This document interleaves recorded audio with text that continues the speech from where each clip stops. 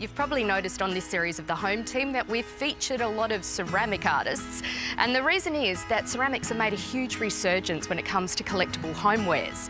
Now today, we're actually going to meet a married couple who go under the working title of Iggy and Lulu. That's Irene and Pete, and they work in their home studio. They take traditional methods of ceramics and then put their own very interesting and unique twist on it. And that particular unique twist is sought after by international celebrities. It's very, very cool. So let's go inside and see their home studio and say hi. I'm Irene. I work with my husband Peter under the name of Iggy and Lulu, and we make homewares, jewellery and collectibles. When I was little, my parents took me to a ceramics it was an art show, and it was about all these figurines that had been buried underground for centuries. And I couldn't get over the fact that they'd been buried under earth for so long, and they just looked so good, and they had this kind of beautiful patina, and they were so precious still. And I thought, if you buried a painting under dirt, you just can't. I think that's when it started getting more of a respect for ceramics. Yeah, I did ceramics at school and followed it through with uni, and ended up doing my Masters in ceramics too. I couldn't get enough of the stuff. Irene, hi. Hi, how are you? Thank you so much for having me. I'm so looking forward to seeing the studio. Love your garden, by the way. Oh, it's a bit beautiful. Of a jungle. It's a very nice jungle. Oh, that was a long walk. So this is the studio? This is the studio. Oh, wow. Oh my gosh, look at all the plants. Yeah, I've gone a bit crazy on plants. Oh, I think the plants have gone crazy on you. And what is it? It's going absolutely bonkers. It's devil's ivy. And gosh. Yeah, there's two sources. There's one there and there's one there, and they're kind of meeting up and getting together. And, Oh, they're mingling in the rafters. They're having an ivy party. I love that. Bring the outdoors in. Yes. It's a nice vibe for your studio. This is a great studio to work in, Irene. But oh my gosh, look at your stuff. When I use stuff, I mean art. This probably stuff is not the right word. How do you get this really cool drip effect? It's about a two-way process, really. Like once you've got the form, and it's sort of a blank, very smooth canvas, you can call it, then put slip all over it, which is just liquid clay, and you just do it at the right consistency so it adheres. Pour? Yeah, well, I do it with a brush. Sort of wrap it around and go have a bit of fun with it. And then once that dries, then I add the graphics just with paint. Straight away you get another contrast with the lights and darks. We've got the glaze on the inside, so it gives it that really nice shininess, but then it's got this beautiful matte. So that it becomes water resistant, Yes. so that people could use it as a vase. Yeah, we've even kept it in the dishwasher for days on end, up to a week. Yes, and it's still fine. A piece of art in a dishwasher for a week. Yeah, just to see how tough. Now there's a social experiment. Don't take the precious porcelain out of the dishwasher. We're seeing if it's going to be destroyed.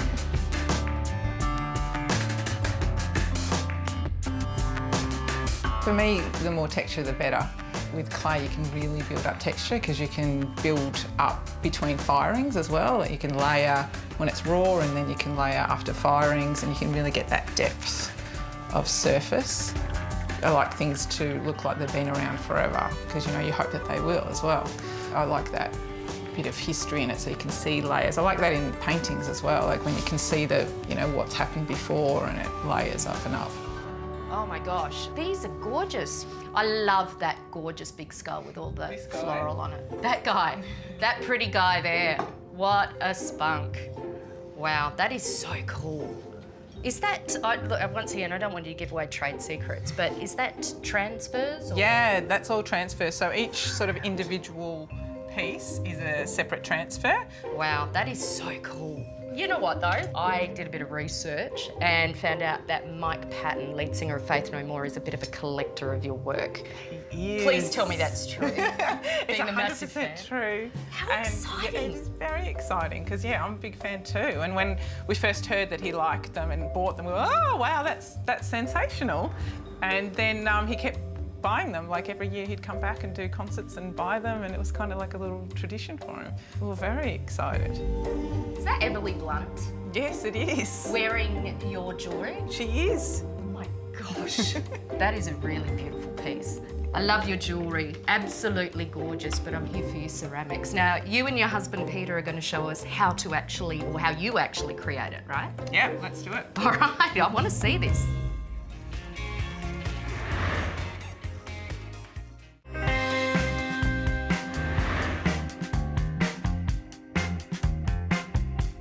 I started Iggy and Lulu, and I kind of started it with a name rather than my own name because it could hide a little bit behind that, you know, identity kind of thing. I based the name on 2 figurines I had as a little kid, 2 porcelain ones, and Pete was always involved in sort of behind the scenes. Like, he'd help me pack the kilns, he'd help me do the glazing, and he's got a really good technical eye on, you know, how to get the glaze to the optimum consistency and all that sort of stuff. It's technical, you know, it's mathematical too, you know. I was never great at maths, I love the art subjects. I'm very visual, so, you know, until it starts getting exciting to look at, I'm not that into it. I'm not very patient, which doesn't help with ceramics because you have to be very patient.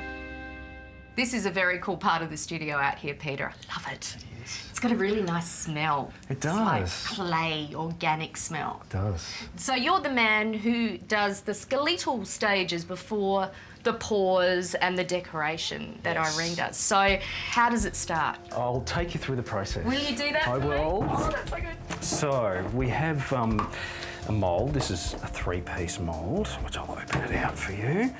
And once we pull out, and I've already pre-poured this, so Okay. there's liquid slips gone into this mould. How long ago did you pour it in? So we did it, I did it yesterday, last night, so it's sort of been sitting in there for 14, 16 hours. Yeah, it's dry. It's probably getting a little bit too dry, but... Yeah, right. Thanks, you don't but- want that to happen? No, exactly, and I'll show you why. Uh-huh. So when we get it out, you can see it's already cracked through here. Oh, so, right. What can you do about that? So the top lip of the actual vase is here, which is, Yeah. so it's okay in that sense. You just broke it. We've taken that part off, but I can take all of that off.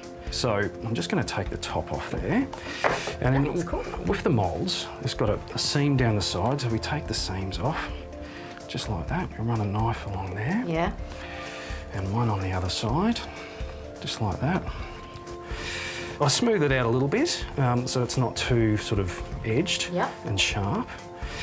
And then take all the main parts of the seam off. Gosh, you can't even really see that seam now. No, that's right, and you can spend a lot of time. You can even, once it's dry, you can even get sandpaper on it if you wanted a really, really flat form. Once that's done, I'll put a little stamp which shows the year and the month that it was actually made.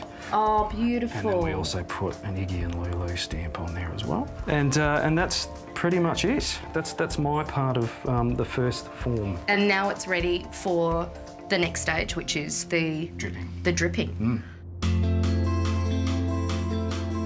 I do like to think about things in context, and being like a plant person, I often think of things with green in them. So probably with my colour palette that I choose, I always try to anticipate that there'll be green around them, like for the vases and things like that. Big themes have always been love and loss. I kind of feel you can't have one without the other. Life is just as part of death as, you know, death is part of life, so they're opposites of the same coin. And there's a beauty and tragedy in that. So Irene, these are the beautiful pots that Pete provided and set for you previously. And now what do we do? We put some splashes on it. Now, how long has this been drying for? As long as it's had enough time inside the mould, then you Yeah. can get onto it basically straight away. Gotcha. Okay. Yeah, so this is the fun part. And it's my good to have a bit of this kind of draggy texture as well, and not just the drips. Oh my gosh, this looks really quite crazy. What, after seeing it set and in its like finished form, this is Yeah. crazy watching you do this. I feel like I want to lick it. It's like really thick melted chocolate, but just a weird colour. So this is very abstract and very random. This is just organic as you go. Yes, we're just covering it really. And you know, you'd leave a little bit of nothing just to contrast the something. Right, because if you have too much something, then there's not enough nothing. That's right. That's just all a bit, you know, out of sync there. So is this you stopping now? Yeah. This is you calling it. Yep. This vase is now Yeah, complete. but then I go, as soon as you say, oh, is it complete? I'm like, actually, we can just do a little bit more. It just needs a little something on the side needs a here. few more drips. Okay, so once this is dry, what about the painting? Do you have anything at a painting stage that we could, or glazing stage that we could have a look at? Yeah, definitely. We Really? can paint up. Yeah, I've got a whole shelf of ready-to-goes. That is awesome. So that's ready to be painted. Okay, we so can do that's that our next straight step. away. Can you show me how you do that? Yeah. Awesome.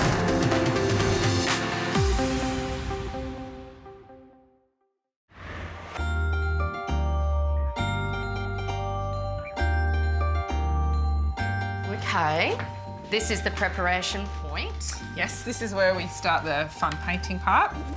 So this particular design has got a back and a front. So I kind of get the back and front silhouette happening straight away. And you're really letting that brush just do its thing, aren't you? Yeah, this brush is fantastic in terms of loading the amount of black. It's like a calligraphy Chinese kind of Japanese. You can see it. Look at that tip on it. It's beautiful. Are you painting the entire thing in the black? Are you leaving any white, or is this going to be just like... This is going to be totally black on this side. Wowzers. So I basically just, you know, silhouette the shape so you get a bit of the black coming through. Yeah, Makes you want right. to turn it around and go, hey, what's going on the back? So yeah, we do our eye. Oh, wow. Oh, you're really going for it. Oh, wow. That's so cool. I like to have that kind of the top and the bottom Yeah. with a line. Yeah, it actually, that looks lovely. Ground It's it a like bit. it's got, yeah, pants on now. Is this one of your most popular designs? It is at the moment. Yeah, we're behind. That's on a nice making problem to have. It is. It's lovely. We call it the eyeball amphora because this shape's an amphora shape. That looks amazing. And so the process after that will be Firing. firing? Yep, fire it once to get the paint set in, Yeah. and then another firing after we've glazed the inside. This has been such an interesting process to be part of. Thank you so much, Irene. Such No, a seriously, pleasure. it's great. It's been really cool to watch. You're only doing part of the job by making it, and then people take it into their lives and they make it into what they want. And you know, it sits differently in everyone's different houses and they do different things with them. You love what you do, and that's what drives you, and it's an interesting way of learning about the world and learning about yourself.